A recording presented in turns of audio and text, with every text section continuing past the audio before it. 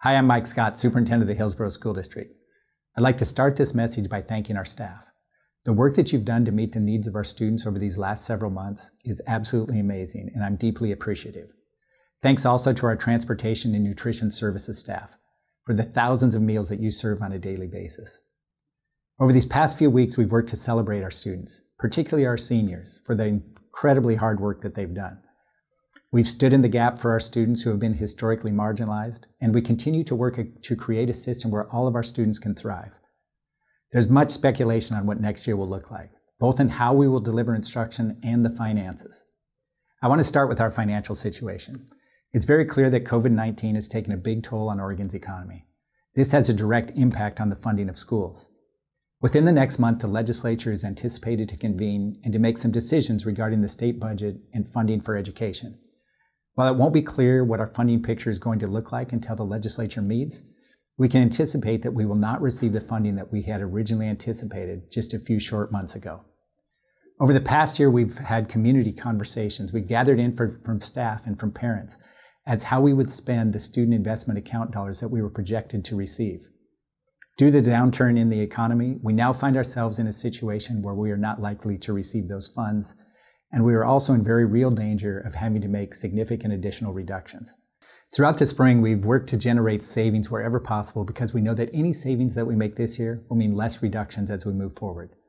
With this in mind, we've had a hiring freeze, except for those hard-to-fill positions. We've had a spending freeze. We've instituted furlough days. We've generated savings through not hiring substitutes.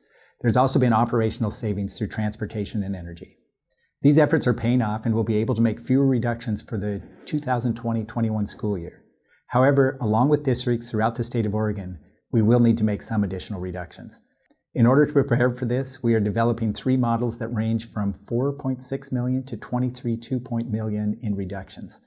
These are significant reductions that will impact students and staff in a serious manner. Because over 84% of our budget is dedicated to staffing, the impact will be felt in our classrooms and throughout the departments that serve students. I urge you to reach out to our legislators and tell them of the important work that is going on in our schools. Share with them the impact that reductions will have on class size, on staff who support students, and on the experience that we're able to provide for our students. Once the legislature has completed their work, we will have a more complete picture of our budget. Until then, we will continue to prepare contingency plans and work with our associations to prepare for the fall. Speaking of the fall, I know that there are many questions around what next school year will look like.